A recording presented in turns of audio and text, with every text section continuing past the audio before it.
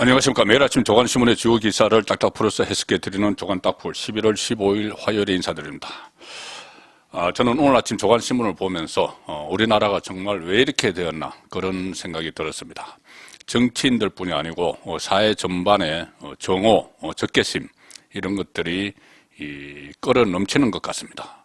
이 원인이 어디 있는지는 좀 더 따져봐야 되겠지만 그동안 정치인들, 특히 문재인 정부에서 이 국민 갈라치기, 어떤 사상적으로, 이념적으로 완전히 갈라치기 한 그런 그 후유증들이 지금 또 나타나고 있는 것 아닌가, 그런 생각까지 들 정도로 좀 참담한 마음이 생기는 그런 아침의 조간 기사들이 여러 개 있습니다. 자, 일단 오늘 모든 신문의 조간 신문의 톱 기사는 어제 바이든 미국 대통령과 시진핑 중국 국가주석이 정상회담을 했죠. 그래서 여러 가지 한 3시간 동안 정상회담을 했는데, 우리에게 관심 있는 것은 북한 핵 문제죠. 바이든은 북한의 책임 있는 행동을 좀 촉구를 하라. 중국에서 시진핑의 핵실험 포기 설득을 바이든이 요구를 했다. 대부분 조간기사는 이 3시간 동안의 정상회담 중에서 한반도 문제와 관련 있는 내용, 조선일보도 바이든, 시진핑의 북한의 책임 있는 행동 촉구를 해야 되는 것 아니냐. 자, 국제사회의 책임 있는 나라 지도자로서 그런 역할을 하라는 그런 촉구를 한 것이죠.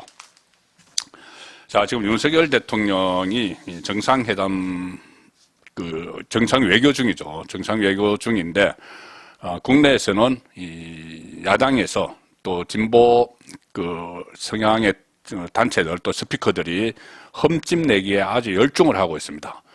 그 전에 미국 유엔 총회에 갔을 때 한미회담, 한일 정상회담 제대로 되지 않았다, 막 그렇게 비판을 쏟아냈는데, 이번에는 다자 회의에 가서 한미회담도 하고 한일 정상회담도 하고 순조롭게 진행을 하니까 거기에 대한 평가는 생략을 해버리고, 대신 MBC 기자 전용기에 태우지 않은 문제, 여기에 대해서 계속 논쟁을 하고 있고, 특히 또 약한 고리로 생각을 했는지 김건희 여사에 대해서 벌떼 공격을 하는데 마치 스토커처럼 공격을 합니다.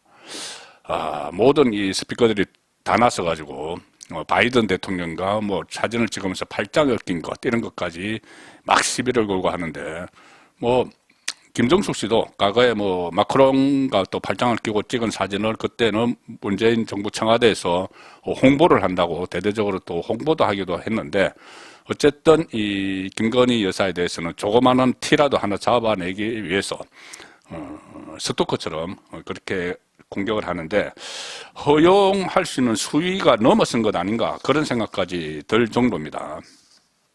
인터넷판에는 여러 가지 이 관련 기사들이 있지만, 일단 조간신문에서는 지면이 한정되어 있으니까는 이것을 크게는 실지 않았습니다.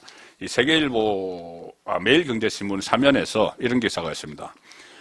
여의도 막말 싸움 번진 김여사 행보, 야당에서 빈곤 포로노. 야당에서 빈곤 포로노.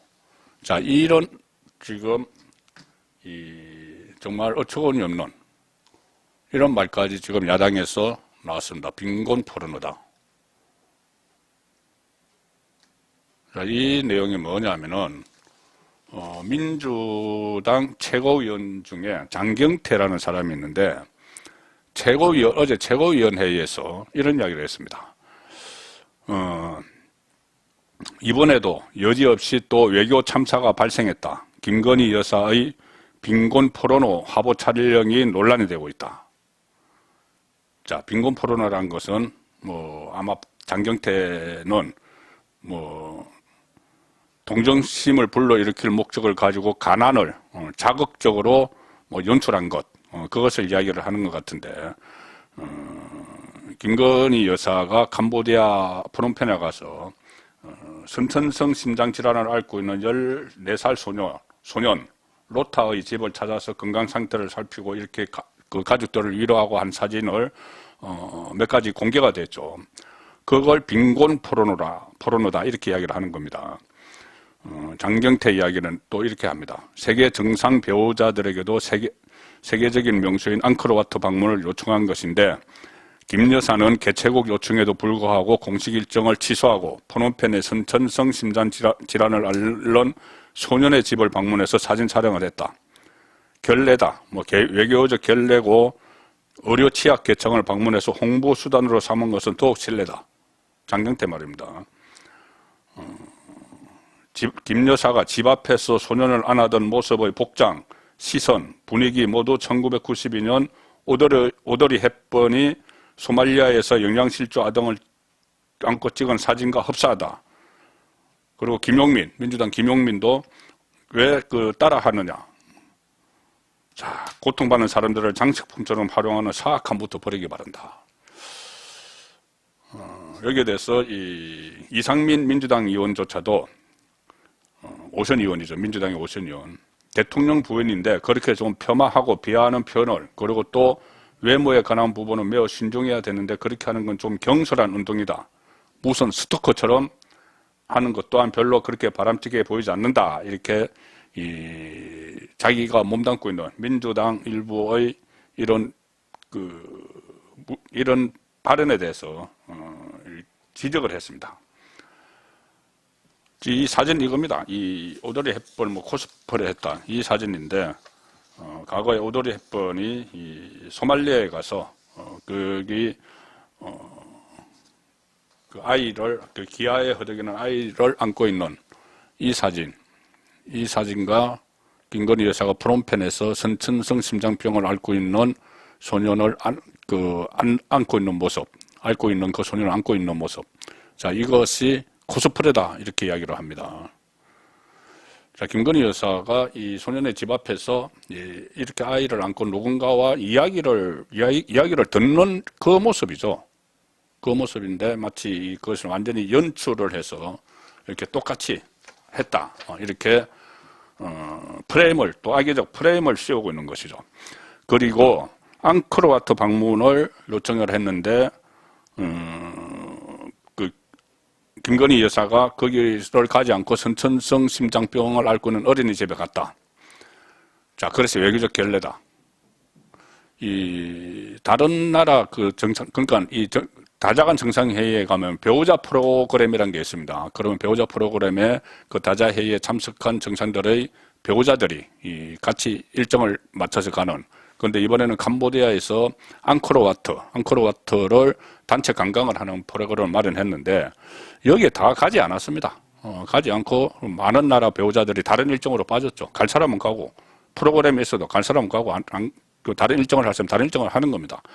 그리고 앙코르와트라는 데는 김정숙 씨가, 문재인 대통령 시절에 김정숙 씨가 푸놈펜에 갔다가 앙코르와트에 관광을 가기 위해서 한국에 있는 공군 2호기를 불러서 갔다가 몇 시간 만에 다시 돌아와서 공군 2호기 빈 비행기로 한국으로 돌려보내서 그 비용만 해도 억대의 국고 손실을 일으킨 그 장소죠. 앙코르와트. 버킷리스트에 대표적으로 등장하는 앙코르와트. 거기에 가지 않고 선천성 심장병을 앓고 있는 소년의 집을 방문을 했다. 이건 미담입니다. 그리고 만약에 김건희 여사가 이것을 배우자 프로그램이라고 해서 앙코르와트에 갔다면은 지금쯤 민주당이나 진보 진영의 스피커 또 언론들도 이렇게 비판을 할 겁니다. 아니, 지금 이태원 참사로 온 국민이 슬픔에 젖어 있는데 아니, 관광을 갔단 말이냐. 아무리 배우자 프로그램이라도 그런 것은 가지 않았어야 되는 것 아니냐. 이렇게 분명히 공격을 했을 겁니다. 자, 그러니 상당히 지금 악의적인 이런 프레임을 씌우고 있는데, 자, 이건 정치권에서 참 참담한 이야기고, 정치권 밖에서 또 이런 이야기도 있습니다. 이태원 희생자들 전부 다 실명을 다 모으자, 수단과 방법을 가리지 말고 모으자, 이렇게 민주당 민주연구원 부원장이 당의 전략기획위원장에게 그런 문자 메시지를 보냈죠. 그리고 이재명 대표도 다음 명단을 모아야 된다, 이런 이야기를 했습니다. 그래서 추모 공간을 만들어서 제2의 세월호처럼 그렇게 정쟁으로 삼기 위한 의도가 다분히 있죠. 자, 그런데 갑자기 어제 이태원 희생자 155명 명단이 공개됐습니다. 추가로 또 희생자가 있지만 이 사람들이 집계한 거는 155명인 것 같은데, 중앙일보 신문 보시면 이태원 희생자 155명 실명이 어제 노출이 됐습니다. 실명을 노출을 했는데, 이 노출한 곳이 언론기관을 자처하는 두 군데입니다. 하나는 더 탐사. 한동훈 법무부 장관, 윤석열 대통령이 청담동 술집에서 심야까지 새벽 3시까지 술을 마셨다고 그 가짜뉴스를 보도한 더 탐사. 그리고 또 민들레라는 또 언론을 자처하는 곳이 있는데, 이태원 참사 희생자는 실제 158명이지만은 오늘 기준으로 이 명단은 10월 31일에 작성돼서 155명만 공개가 됐는데, 자, 민들레라는 곳도 같이 했습니다. 민들레는 강로현 전 서울시 교육감, 김건수 해방신학 연구소장이 준비위원으로 참여를 했고, 칼럼 필전에 유시민이 들어가 있는, 자, 이런 곳에서 명단을 공개를 했습니다. 도대체 이 공개를 하는 목적이 무엇일까? 그리고 이 정의구현 사재단, 가톨릭의 정의구현 사재단에 이 명단을 더 탐사해서 넘겨줬는데, 정의구현 사재단이 어제 강화문에서 이 추도 미사를 하면서 희생자 이름 155명을 또 모두 호명을 했습니다. 호명을 했고, 정의당조차도 참 참담하다. 유족들의 동의를 받지 않고 유족들이 이 슬픔에 젖어 있는데 그것을 정쟁으로 활용하기 위해서 이렇게 이 진보 좌파 성향의 매체를 자처하는 곳에서 이것을 공개를 한 겁니다. 그것뿐이 아니고 이거 참 참담한 이야기인데, 어제 신부 두 사람, 성공의 신부, 가톨릭 신부 두 사람이 윤석열 대통령 전용기 추락을 염원하는 사진을 올려서 논란이 됐습니다. 성공의 신부, 가톨릭 신부 두 사람이 김규돈, 대한성공의 원조 나누모의 집 소속 김규돈 신부, 이 신부라고 호칭을 해야 될지도 모르겠습니다만은 자신의 페이스북에 윤석열 대통령이 캄보디아 프놈펜에서 열린 동아시아 정상회의에서 중국과 러시아를 향해서 한 말을 언급을 하면서 어휴, 암담하기만 하다. 전용기가 추락하기를 바람하지 않는다. 온 국민이 추락을 위한 염원을 모았으면 좋겠다. 이런 글을 썼습니다. 김규도는 이석기 전 통합진보당 의원, 그리고 한상준 전 민노총 의원 석방을 촉구하는 그런 시국 선언에도 참여를 하고 하는 사람인데, 지금 파문을 했습니다. 성공의 대전교구에서 사제직을 박탈을 했습니다. 자, 그리고 천주교 가톨릭의 정의평화위원회라고 했는데 거기에 박주한 신부라는 사람도 합성사진을 하나 올려놓고 대통령 전용기에서 이 윤석열 대통령과 김건희 여사가 추락하는 그 합성사진을 올려놓고 비나이다 라는 글귀까지 썼습니다.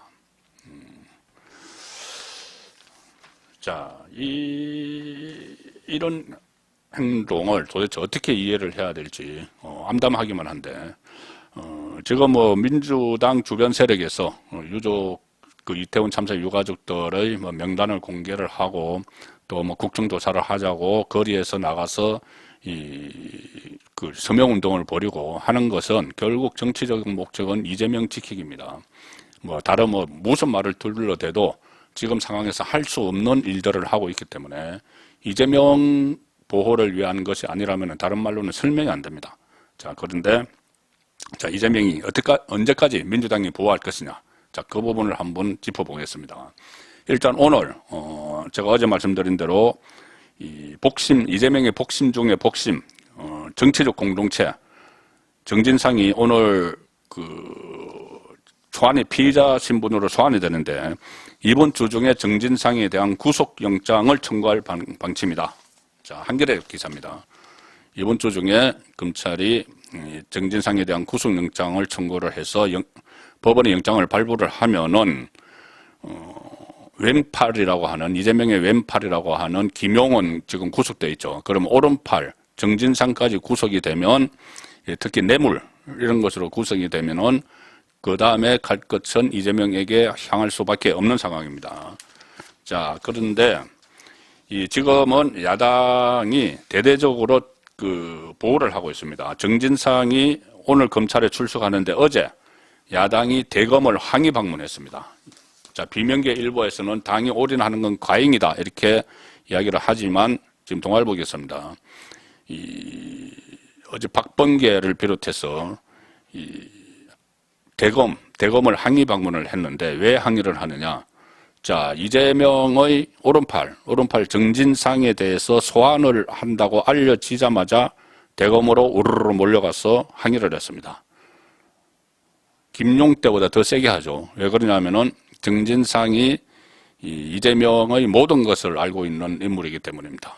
변호사 때부터, 이재명 변호사 때부터 사무장을 하면서, 그리고 어제 제가 말씀드린 대로, 운동권 세력이었죠.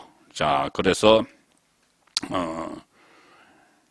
이렇게 대검을 항의를 방문을 하고, 지금 거리에 전국 17개 시도,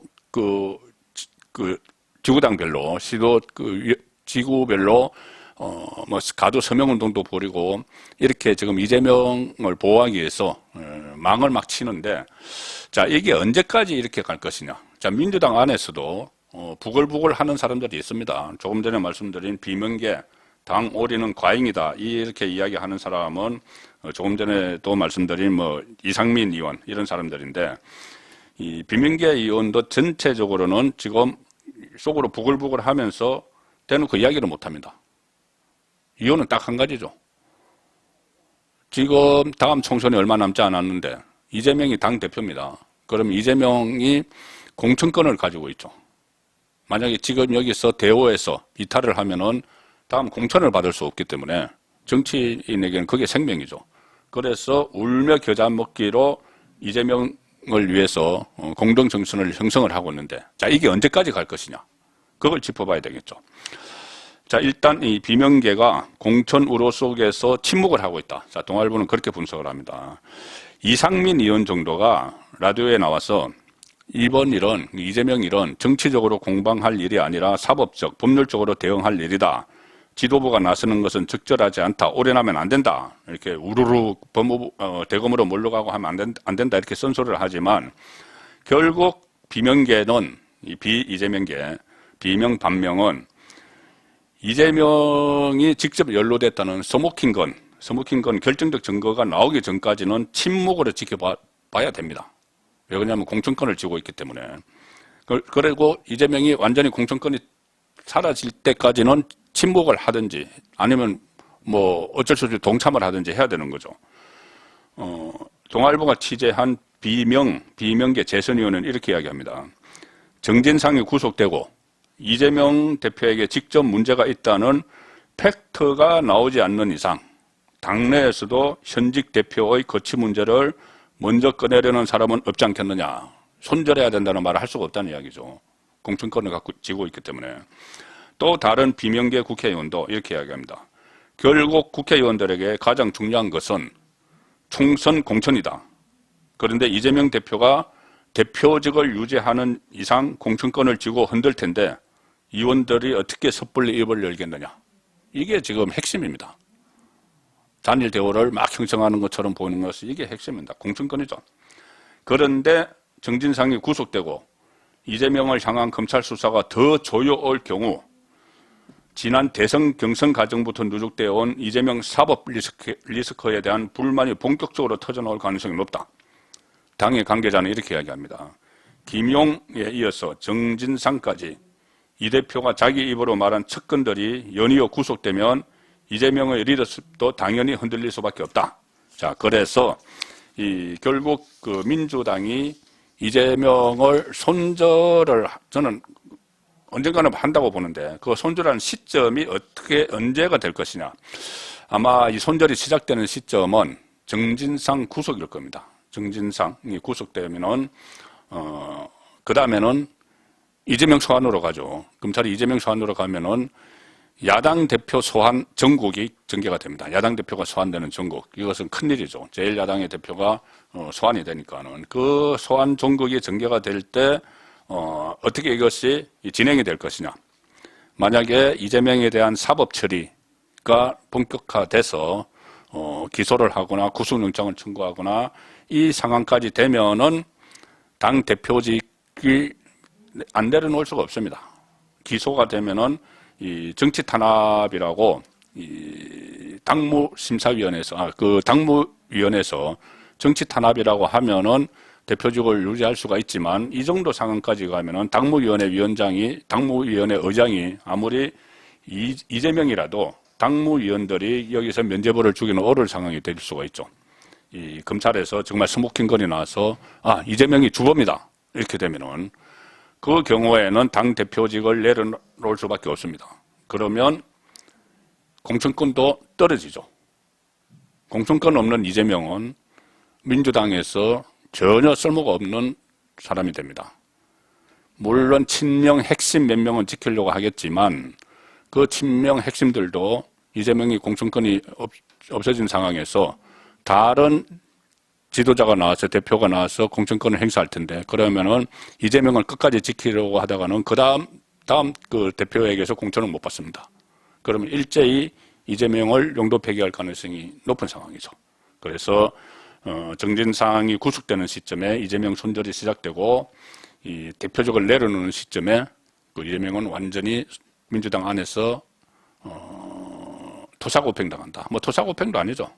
그냥 용도 폐기가 되는 그런 수순으로 갈 가능성이 높습니다. 이재명 대표는 뭐 대선 자금 이것뿐이 아니고 여러 가지로 얽혀 있죠. 쌍방울과 유착, 그래서 변호사비 대납 의혹도 있는데 오늘 중앙일보는 이런 기사를 실었습니다. 김성태 쌍방울 그룹 실소유주인데 현재 해외 도피 중이죠. 김성태가 해외 도피 중에 검찰에 협상을 시도를 했다. 이재명과 관련해서 의혹을 내가 다 불 테니 쌍방울은 좀 봐달라. 근데 검찰은 거부했다. 일종의 플리바게닝을 하겠다는 거죠. 플리바게닝은 검찰에 협조를 하고 자기 죄는 좀 감형을 받는 그런 협상인데 우리나라에서는 인정을 하지 않고 있습니다. 그래서 이렇게 공개적으로 검찰이 선을 그은 거죠. 나중에 플리바게닝을 했다가 김성태가 또 뭐 폭로라도 하면은 엉망이 되기 때문에 아예 선을 그어버리는 겁니다. 김성태가 해외 도피 중에 검찰에 협상을 시도했습니다. 귀국해서 김성태가 지금 해외 도피 중인데 귀국해서 이재명 변호사비 대납 의혹 등 이재명 관련 의혹에 대해서 다 진술을 할 테니 쌍방울에서 일어난 본인의 횡령 의혹 이런 수사는 무마해달라 이렇게 제안을 했다고 합니다. 지금 검찰은 쌍방울과 관련해서 이재명 변호사비 대납 의혹 외에도 주가 조작, 대북 송금 이런 것을 수사 중인데 이재명 거 다 볼 테니 이재명 처벌할 수 있도록 다 볼 테니 나는 좀 살려다오 이 이야기를 제안을 했는데 검찰이 그 딜을 거부를 했습니다. 적당히 윈윈하고 빠르게 수사를 마무리하는 검사가 간혹 있을 수 있지만 지금은 보는 눈이 너무 많아 절대 불가능하다. 원칙대로 모든 의혹을 엄정하게 수사할 수밖에 없다. 뭐 검찰에서도 다른 이 변호사비 대납과 관련해서 다른 증거나 정황들을 확보를 했기 때문에 이것을 거부를 또 할 수 있었겠죠. 자, 오늘 마지막 소개드릴 기사는 한국일보 기사인데 박영수 최순실 게이트 특검이었죠. 박영수 특검 그때 가짜 수산업자 사건으로 이 청탁금지법 위반 조사를 받았는데 이 렌트카 포르쉐 렌트카를 가짜 수산업자에게서 무상으로 제공받은 의혹이 불거졌습니다. 그런데 그 의혹 때문에 지금 기소가 됐습니다. 전직 대통령 구속 박영수 공짜 포르쉐로 추락. 그리고 또 박영수 전 특검은 대장동 거기도 지금 연루가 돼 있는 상황이죠. 11월 15일 보내드린 조간 딱풀이었습니다.